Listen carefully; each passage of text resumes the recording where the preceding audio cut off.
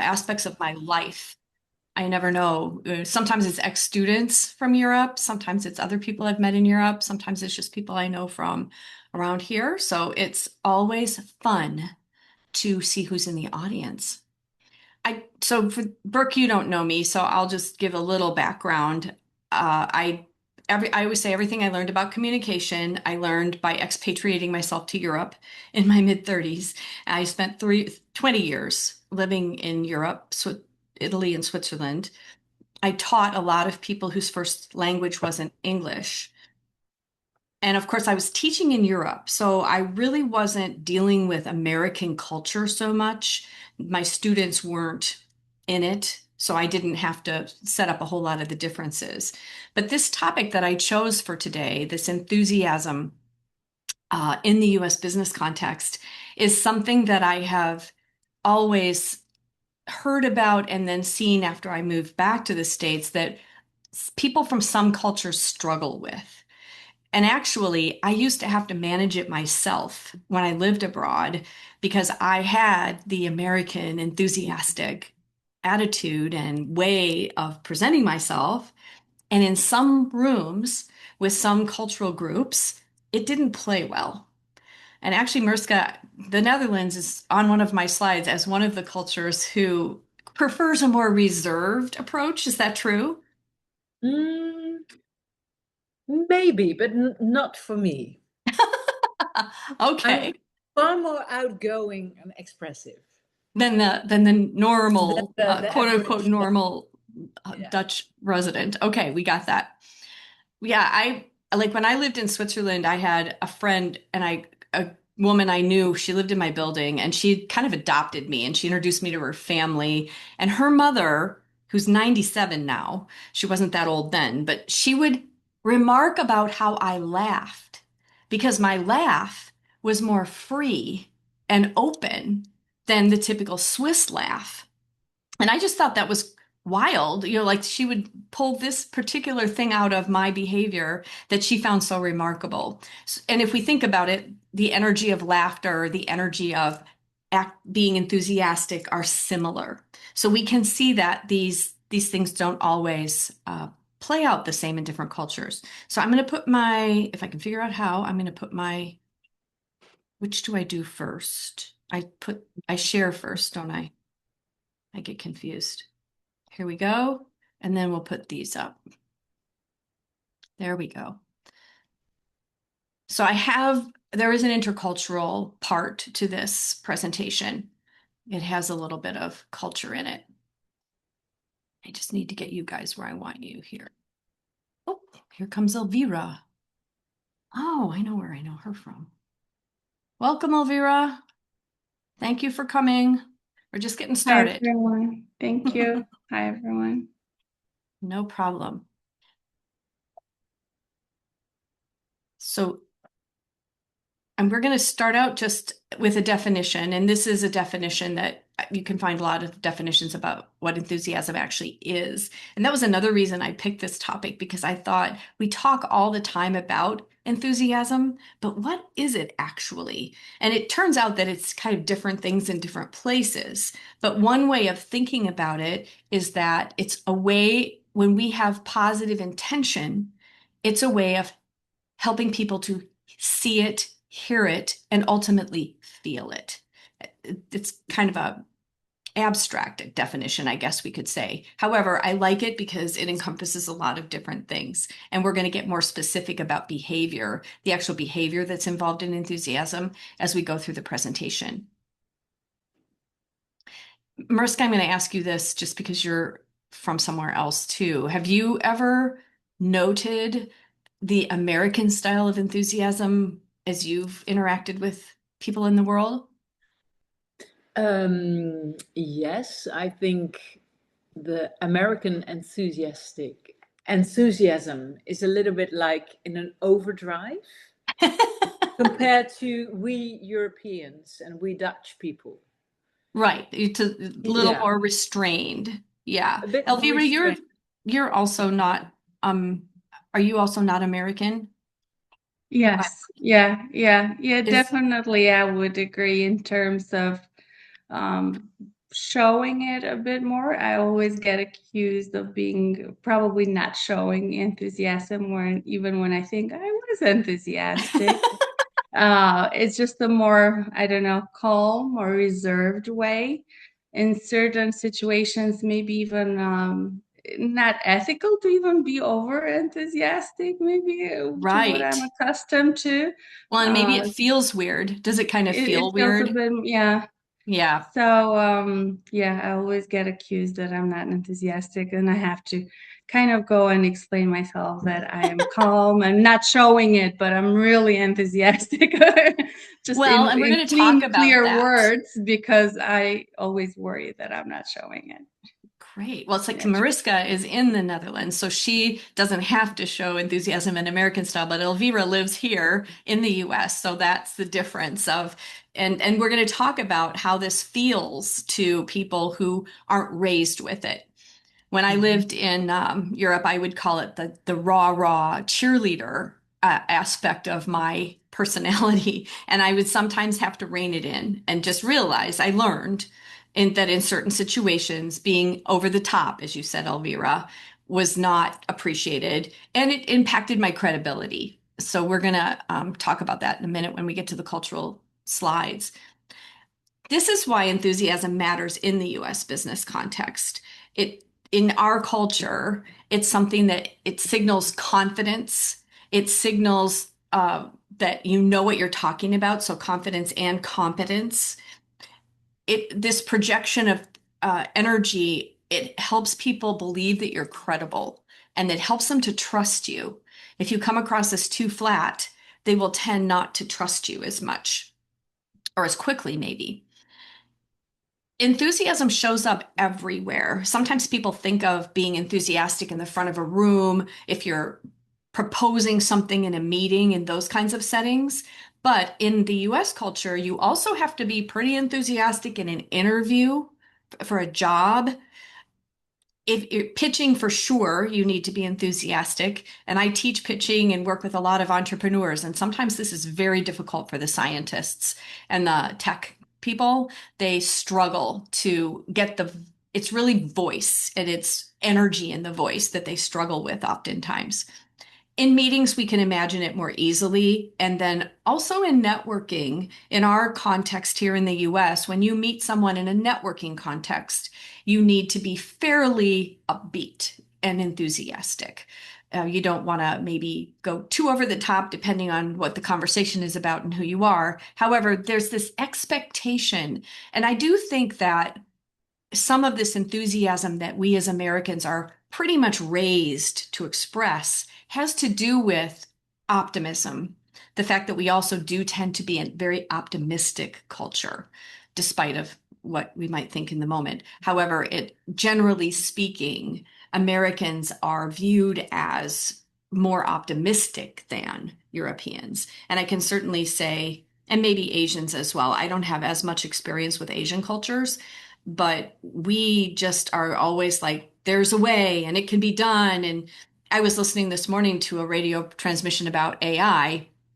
The approach that the Americans take is to innovate and then figure out if something needs regulation, which is a pretty optimistic approach. Whereas the Europeans look at what might need to be regulated first and then innovate within that capsule, you could say.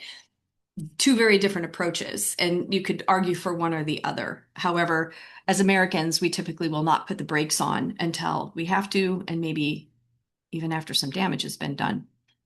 In the US culture, a flat delivery, which would be considered not very emotional, not much variety in the voice, just kind of all the way across the board, can be perceived as you just don't believe in what you're talking about. You have a lack of conviction. You're not on board with your own idea. It's very difficult to get people on board with your idea if you are not perceived as being on board with it yourselves.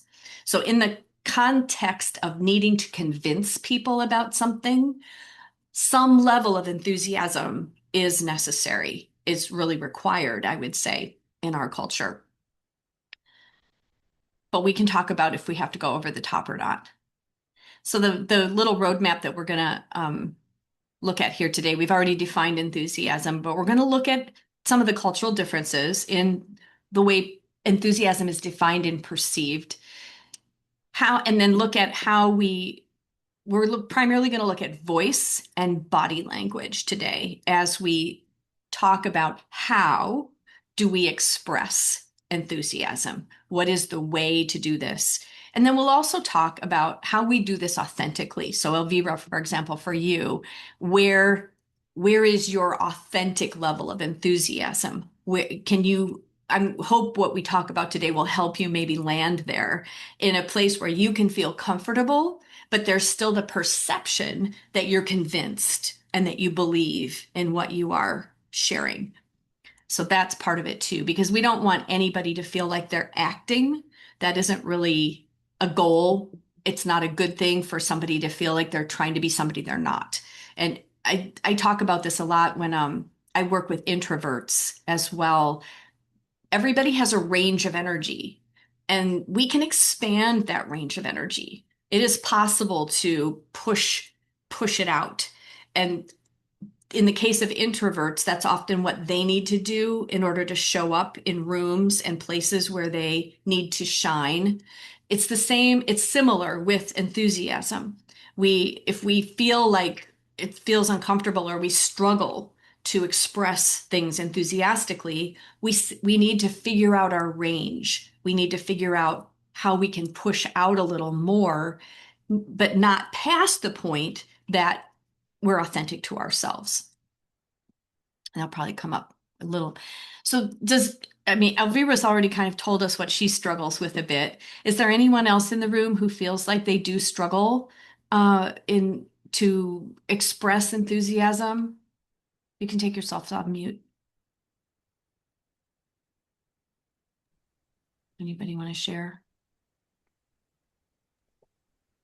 Well, I think, I go put ahead. it in the chat, but I can't see. my enthusiasm actually lost me a job once.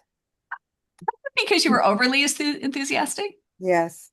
I was Ah, working for two investment banker guys, and after I completed the task that they had hired me for, a 6-month project, they said, "Congratulations, you did what we asked you to do, but you've got to go because we just can't deal with you. You're just too over the top for us." oh, And that's so funny. yeah, I got fired a week before my birthday. And I mean, I was totally crushed, completely crushed, because I thought that I was being, you know, just my usual enthusiastic self and enthusiasm for the project and all that. And they said, we thank you, but for 6 months, you've been making us crazy. So That is so funny. I got fired. Yeah. Well, but I think it brings up a good point that over enthusiasm can also be an issue. We think about not being enthusiastic enough, but it could also be in certain circumstances and with certain people that our natural level of enthusiasm, which might tend to be high, could be an issue. It could turn people off or exhaust them, as it sounds like maybe you did with these gentlemen. So, yeah, I think it's interesting. We all need to figure out not only what's comfortable for us, but what's appropriate for the situation. And I kind of learned to dial up and dial down living in Europe as long as I did, because there were moments when I needed it and moments when I knew that I had to squash it. So all of us should maybe think about enthusiasm as a dial. So we figure out what our baseline is. And do we need to dial it up?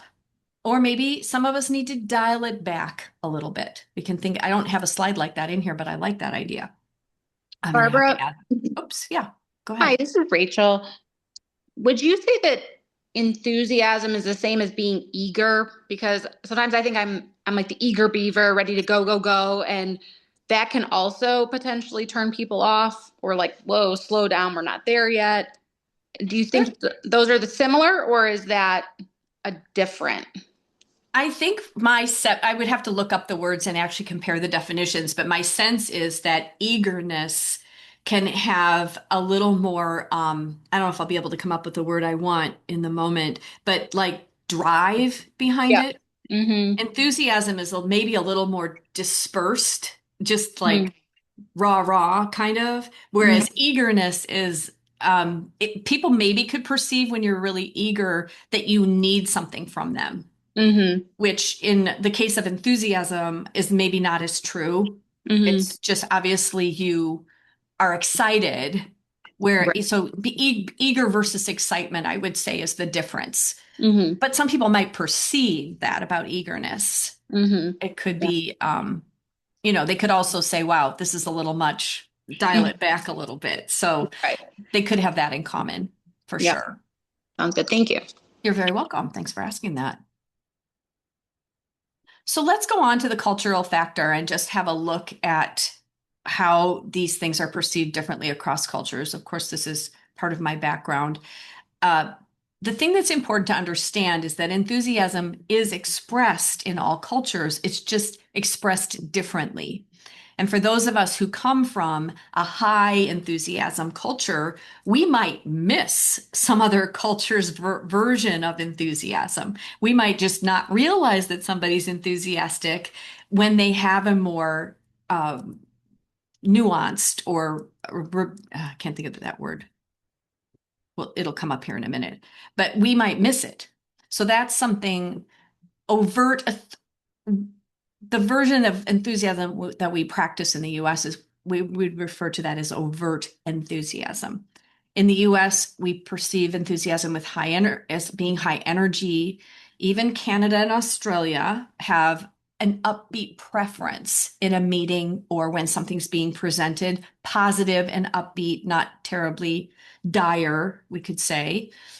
Latin and Mediterranean cultures have this high emotional expressiveness, which can be perceived as enthusiasm.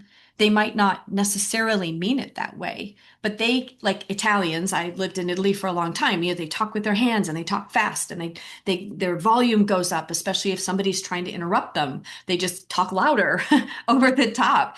All of that could be perceived as enthusiastic, even though they might not necessarily be communicating that way for that reason. It might not.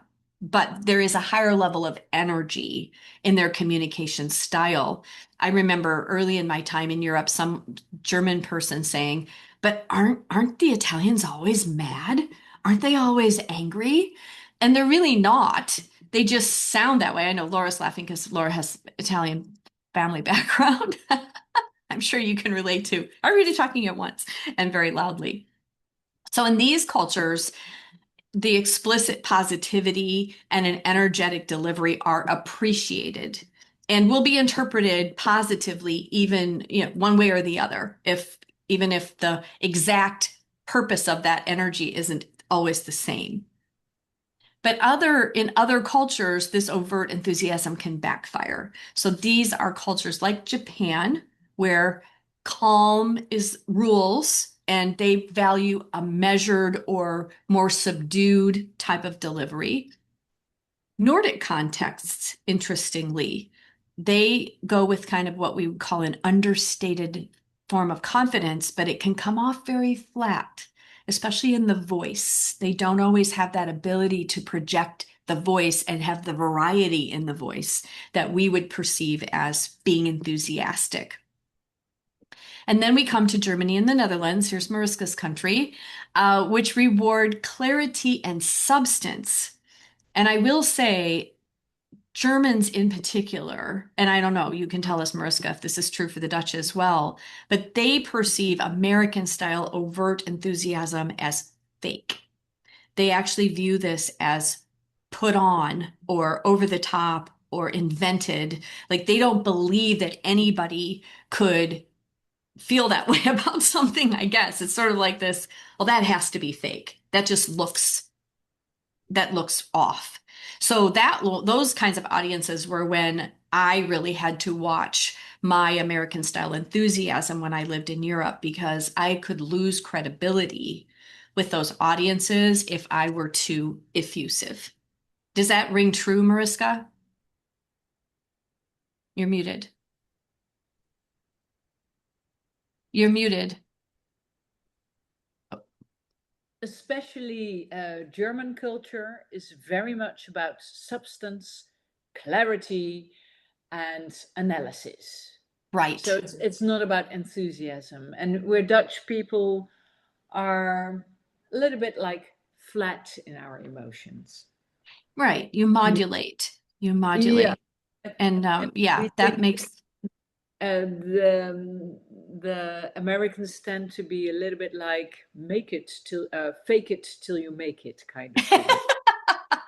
yeah, that's one attribute that I think a lot of Yeah, people would say we yeah, have. Right. yeah.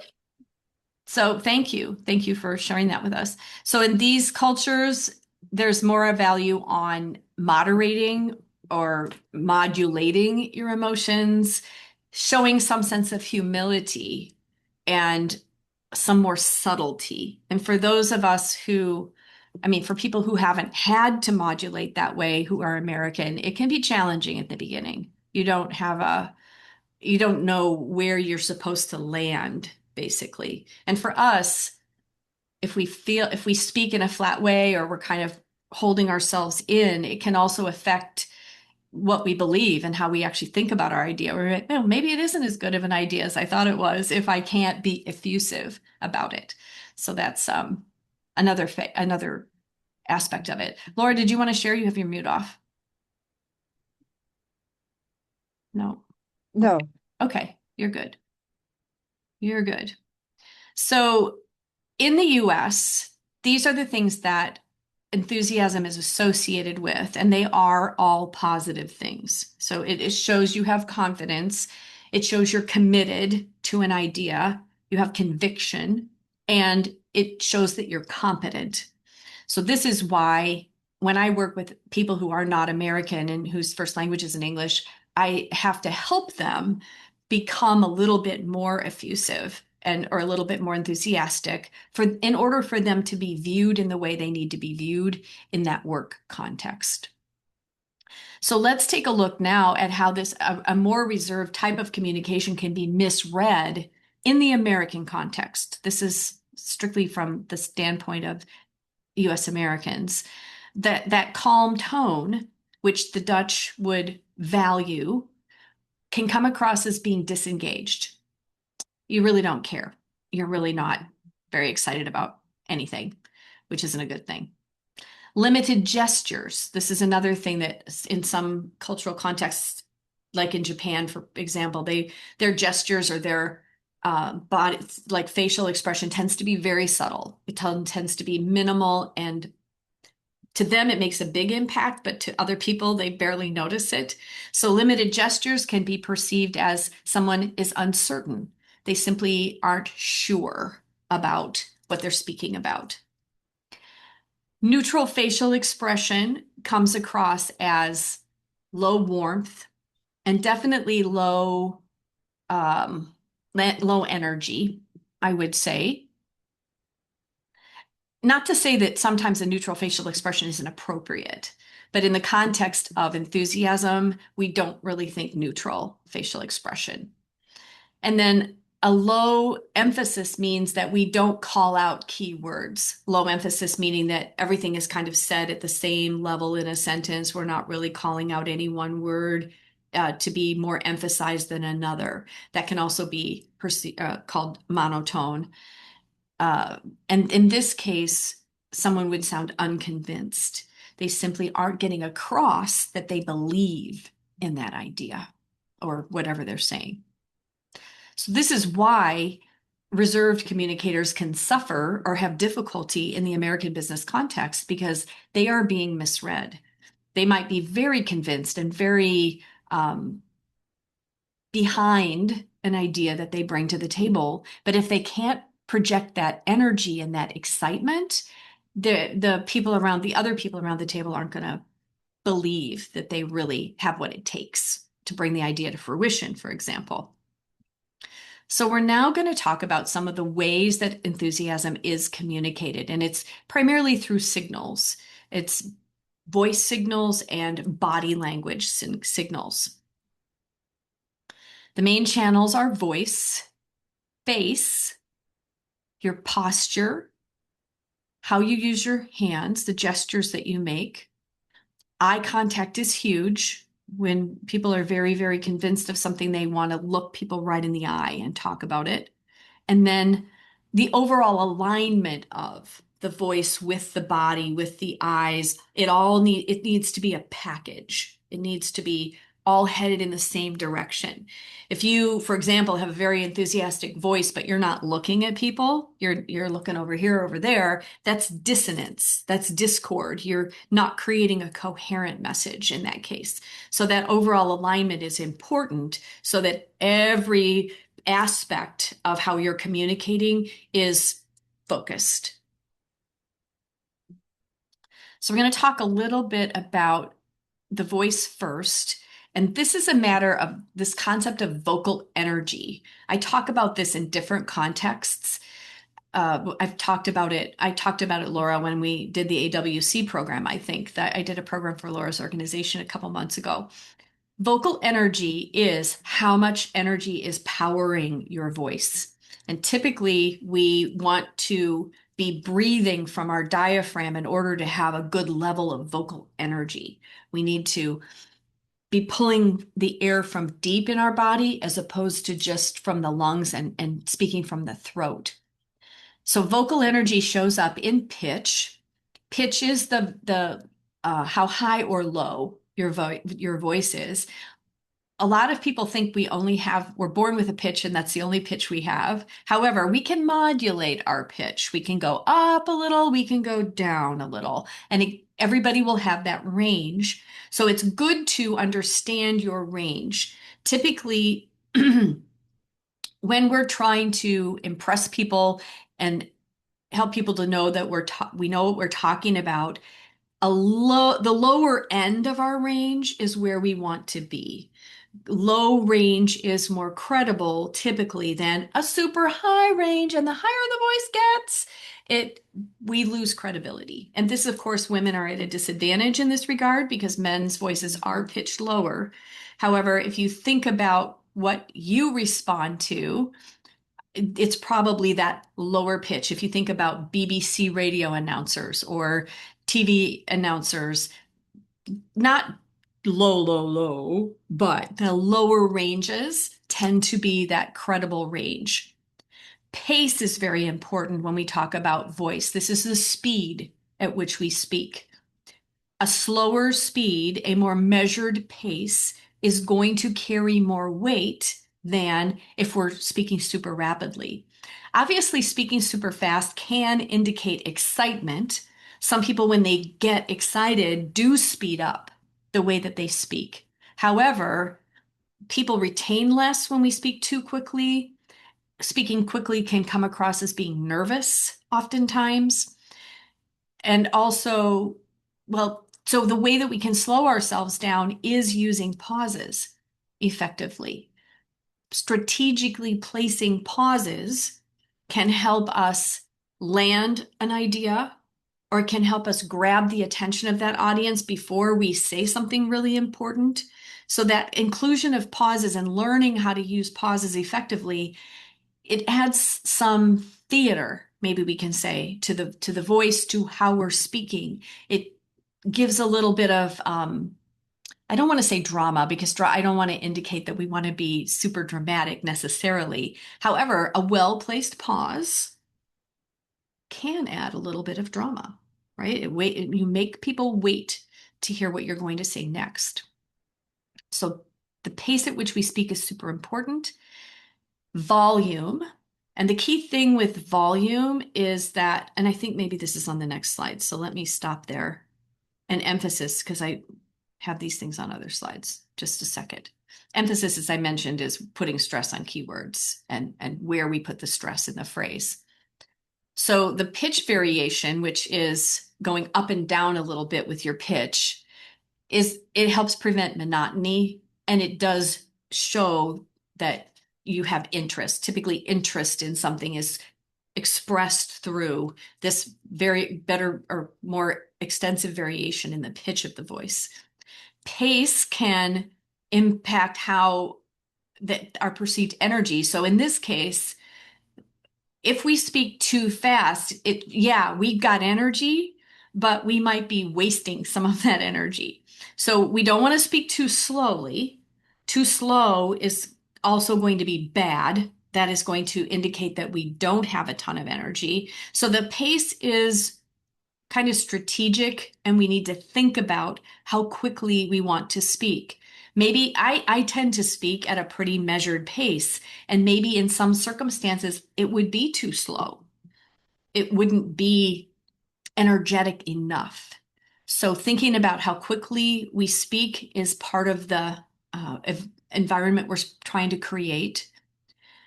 Slight variations in either pitch or pace give us this sense of engagement, that we're engaged in the situation, that we're engaging that audience. And it sounds natural. Monotone doesn't sound natural, and neither do great big peaks and spikes in variation of pitch or pace. But what we want to for sure avoid is that too much sameness in either volume or pace or pitch. It gives us that flat sound. And a flat sound does not project enthusiasm.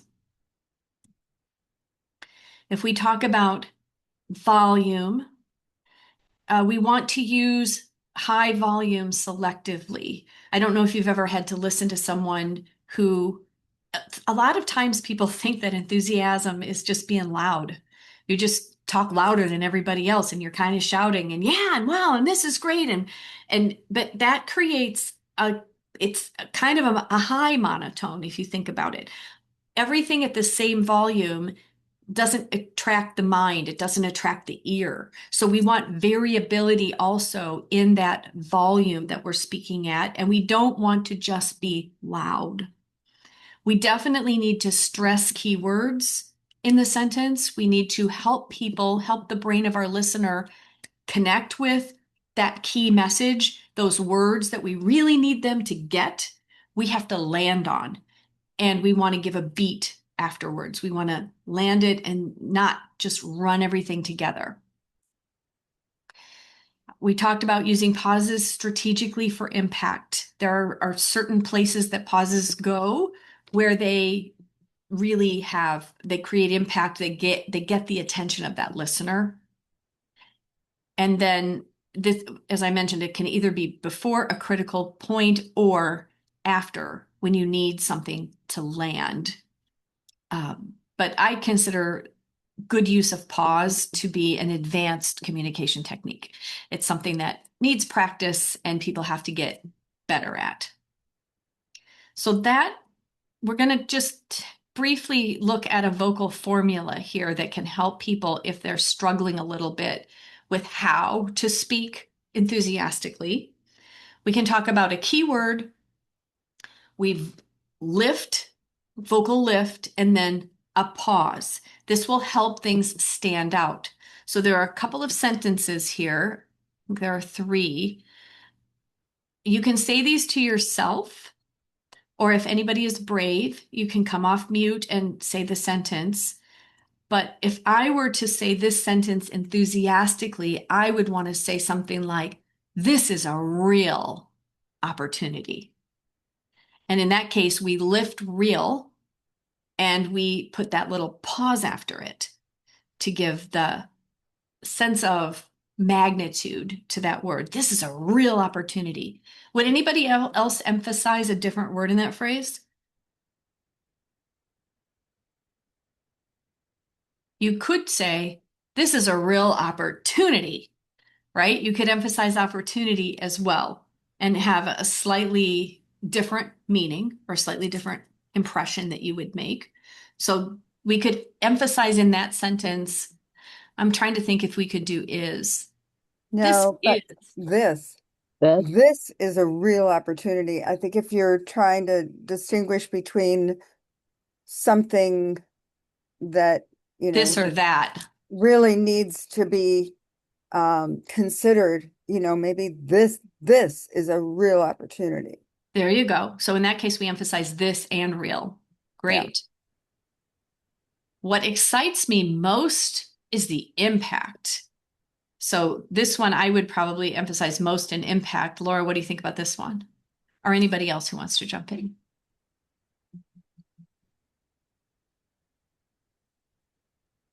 Most is definitely the key word, but you could also emphasize me. What excites me most is the impact. Yeah, you could. You could. Excite. Yeah. Say it, Jennifer. What excites me most is the impact. There you go. Yep. Yeah. That works too. That works too. Good. And then the last one, I'm confident this can work. What else can we emphasize there? I'm confident this can work. There you go. Good. So we can see that we have choices based on what we want to emphasize, what we want to communicate, basically. We can pick words, and sometimes this just happens very naturally as well. You will just automatically lift the word that needs it. But, I'm confident this can work. I'm confident this can work. There's a slightly different sense there. So that is a vocal formula you can use to get that right impact in what you're saying, get the impact right. Things that can weaken your message, and a lot of this is pretty obvious, but that monotone delivery, which means that you're not emphasizing any words in the phrase, this is a real opportunity. What excites me most is the impact. That's flat intonation. Speaking too softly.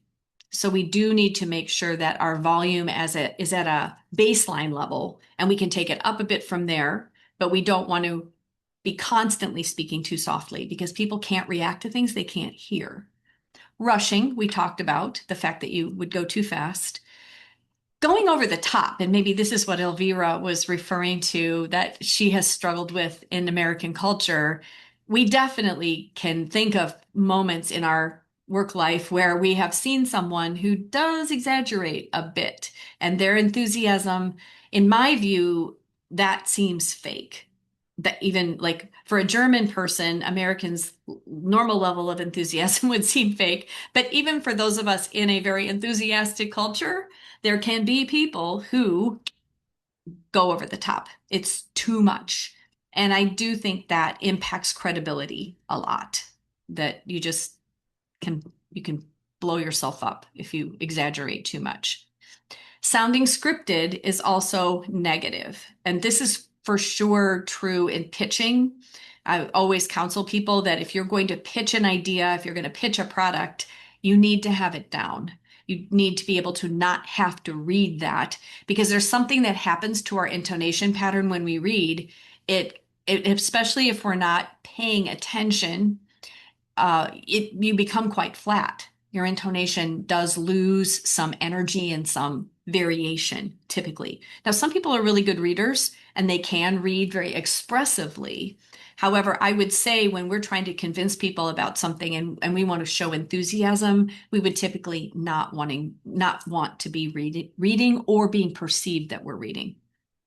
I do pitch coaching for an organization based in Ann Arbor, and sometimes we do a lot of the coaching virtually, and we'll ask the person, "Are you reading?"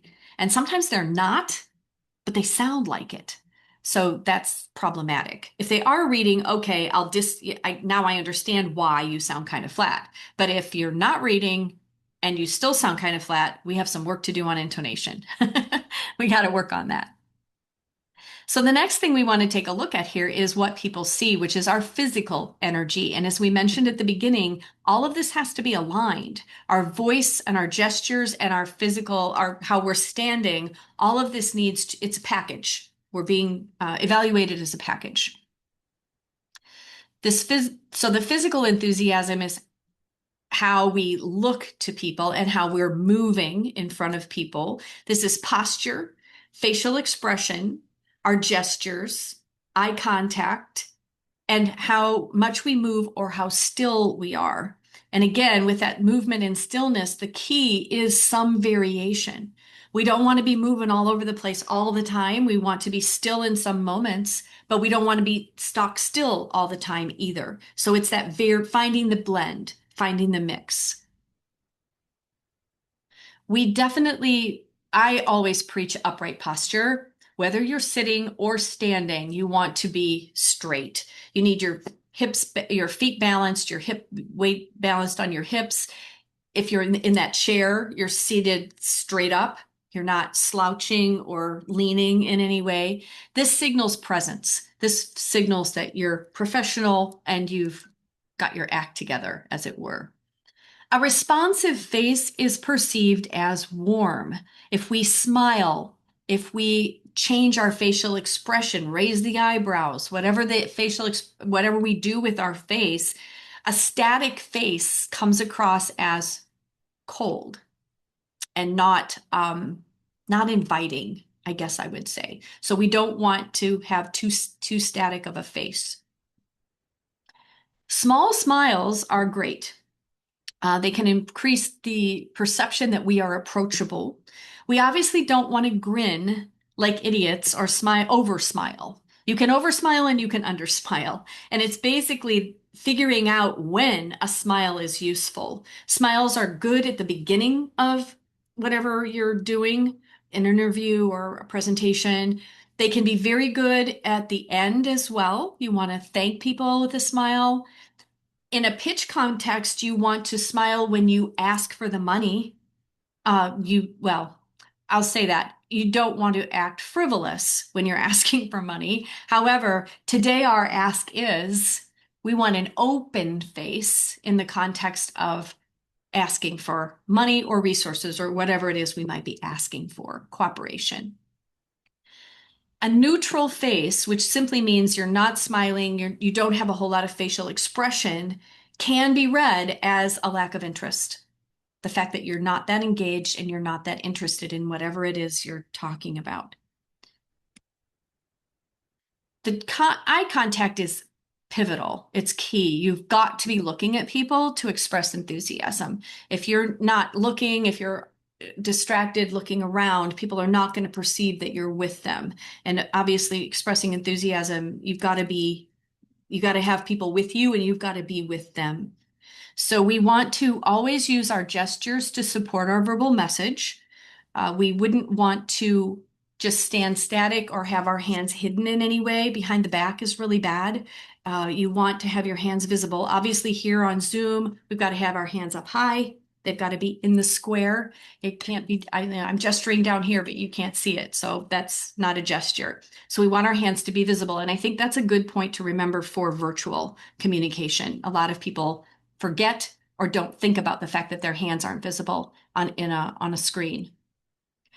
We want to make that direct eye contact. And I did make a note. You don't want to stare at people, but you do want to glance at people and then move on and glance to another person. When you are on Zoom, you need to look at the camera in key moments. I'm looking at the camera directly right now.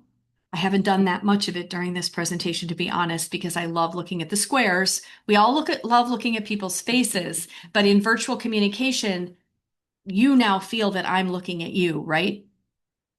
You get that sense. So we have to pay attention to when we look at the camera. I don't recommend that people try to look at it the whole time because that just becomes too static and it's hard on the speaker as well.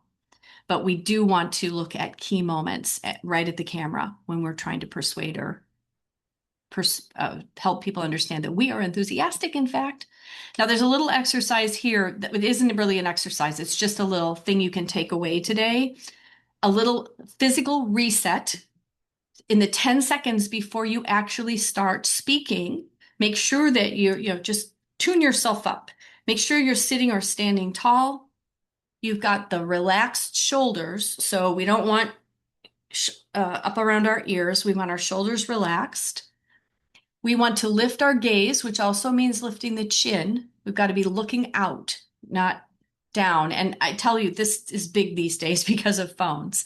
So many people are they spend so much of their time with their head down looking at the phone that they find it a little challenging to be looking straight out. It also could matter where your screen is on your desk. Like sometimes you see people who look like they're looking up at you or you're looking down. You want that pretty straight on camera. Take a long, slow breath. Yeah, breathe in and breathe out. Turn up the corners of your mouth slightly so you have a little bit of a Cheshire cat kind of smile. And then you can start speaking. So this is just a little technique to make sure that your energy and your body are where they need to be before you take off and start speaking. Now, this whole thing of trying to sound authentic or staying authentic, even when you are trying to express enthusiasm in a way that your audience expects when it's not part of your natural culture or who you are. First off, you don't want to try to imitate anybody else. You really do need to stay within who you are to find your level of enthusiasm and the way that you are able to express it.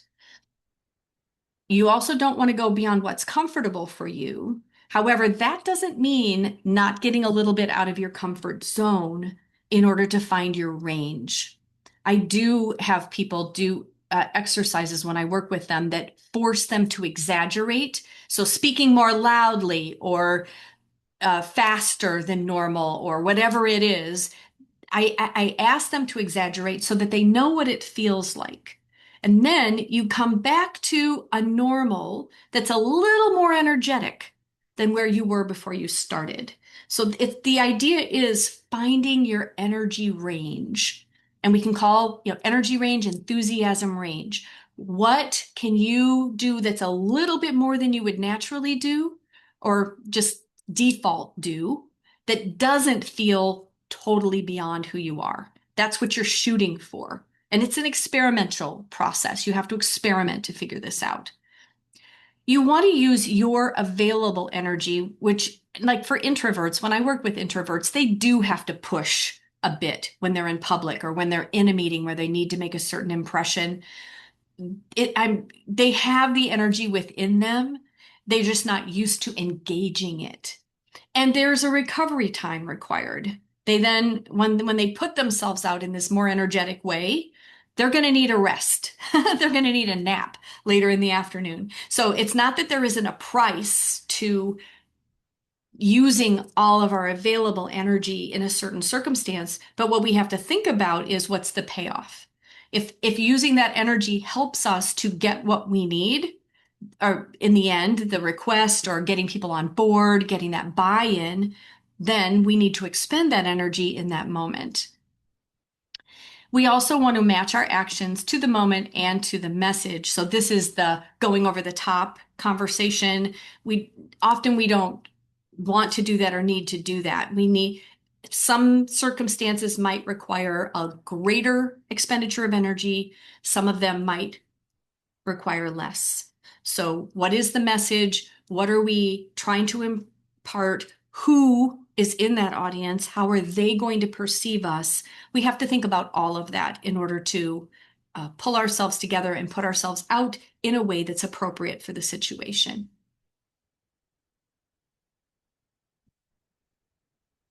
So these are some ways that you can, in different contexts, kind of gauge your enthusiasm.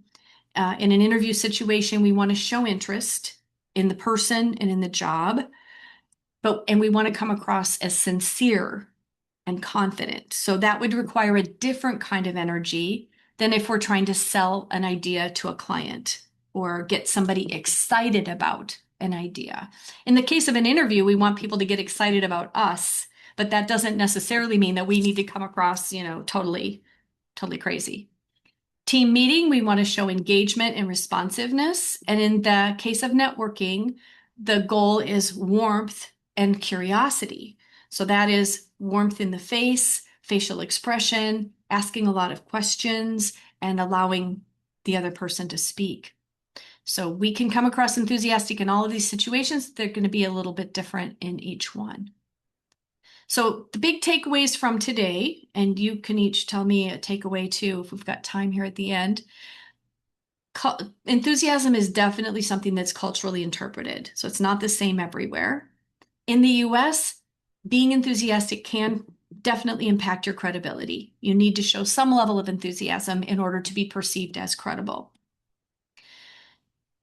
Enthusiasm is always about the voice and the body, and the package needs to be aligned. So I think that's an important thing to keep in mind. Things have to match. And you can adapt and still be you. So, Elvira, how are you feeling about this at this point? Do you feel that you can adapt to be a little more enthusiastic but still be yourself? Um, I still struggle with it in terms of being authentic and bringing up the enthusiasm. It's probably a combination of what we spoke culturally, being brought up so, but and Right. what the value system, but also I would say I'm probably introverted naturally and probably naturally flat. So Well, we would but do some. kind of awareness is that first step, I would say, in self-diagnosing myself. But I do struggle. I mean, that's one of the things I think I need to work at. Okay. Well, if you want some help, let me know. We can do a session and I Okay. can get you doing a little rah-rah that will feel very uncomfortable in the moment, but then you can take it to your own level. Yeah, I did like that takeaway about kind of bringing it up to a level when it's very uncomfortable, maybe exaggerated, and then bringing it down to just play with yourself and see, where can you get to. So thank you. Finding your comfort level. Is there anything else that anybody heard today that they want to try? Rachel. Hey, Barbara. Something I've been thinking about is reading books to our daughters at the end of the day. So they're 5 and 1. And just using that as an opportunity to practice some of these. You're pacing, you're pausing, emphasis on certain words. So I know you talked about not wanting to read when you're presenting, but I think getting in some of those reps is helpful. So, oh yeah, that's a great time to practice. That's fantastic. Yeah, plus it's more engaging for the kids too. Absolutely. Kids don't like monotone. Yeah. Sharon, what are you taking away? For myself, is definitely showing your hands on Zoom. It's something that I do try to do, but it's very, very easy to forget. It is, and it's we do have to make sure they're not in front of our face. One tip here is that, like, my screen, if you look at the way I'm showing up in my screen, there's not a lot of space up here, which gives me more space here. If I tilt this back, I have a lot of space up here, but not much space here. So for those of you who do have to do Zoom meetings, pull your screen in a little so that you get more space here, and then that gives more space for your hands. More space for the gestures. Oh, perfect. Very helpful. Thank you. Mariska, what are you taking away? Unmute. There you go. There you go. No, I really enjoyed that you were stressing that it depends on your culture. And I do have to work a lot with different cultures. So it makes me much more aware, that what enthusiasm is for me or in the Dutch workplace might be totally different from someone from Japan or the US. Right. Or Italy. Or Italy. Yes, of course. Yeah. So thank you for sharing. Oh, you're very, very welcome. Thank you for coming. It's so good to see you. Jennifer, is there something you're going to take away? Definitely the camera angles. I tend to work from 3 to 4 screens at a time, so I'm certain that I'm not exactly showing you the got a right lot of angle. space above your head right now. Yes. A lot of that. Yeah. So yeah, if you were in a one-on-one meeting with someone, you would maybe want to tilt or make sure you could move your camera so that you had less space above your head. And there you go. Brava. Perfecto. Exactly. And so just being more conscious of the additional screens and making sure that I'm looking at the right screen. And Yeah, that has to be again, challenging yeah. for And then sure. also the second thing would be just the enthusiasm as a continuum of the overall communication cycle and understanding and adjusting to your audience. Right. That's great. I am when if I redo this deck, I'm going to put in a dial because I think that's a really good way to think about it. In some circumstances, we might have to dial up that enthusiasm a bit, and in some circumstances, we want to back it off a little. So thanks for bringing that up. Laura? I think the key word aspect of it for me, when I'm getting ready to present and I make my bullets, I try to go through each bullet and bold one word that, as we did in the exercise, that I will want to emphasize, just so that it punches through and lands differently than the Right. rest of the sentence. Yeah, you can do that with bolding on slides too. It can be helpful. Yeah. Irina, do you want to say anything? Well, thank you, Barb. For me, again, the realization that I need to work on my diaphragmatic breathing. Mm, As an interpreter, I am mirroring other people's excitement or lack of thereof.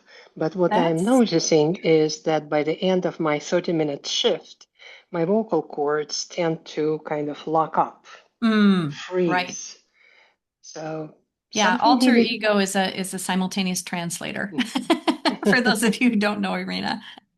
Yeah, and that's that I think that's Thank you. fascinating that you actually have to communicate the level of enthusiasm that the person you're translating has. That's really interesting. That's really challenging. Well, I want to thank all of you for coming. Thank you so much. This was a great conversation. Thanks for everybody who had input and shared. It always makes it richer, and it's always my goal that everybody participates. So thank you so much. And I know, Mariska, what time is it for you? I guess it's 7. Yeah, a little later on your end, but thanks for everybody here in the US who showed up on your lunch hour. And they'll next month is another E topic. It's enunciation, one of my geek topics. I think I'm one of the few people who talks about enunciation, but I think it's really important. So I hope to see you. Thanks, Barbara. This was really great. Glad you enjoyed it. Always glad to have you. Yeah. Thank, Thank you so thank you. much. Thank You're very you. All right. welcome. Take care. Yep. Bye. Bye. Bye-bye.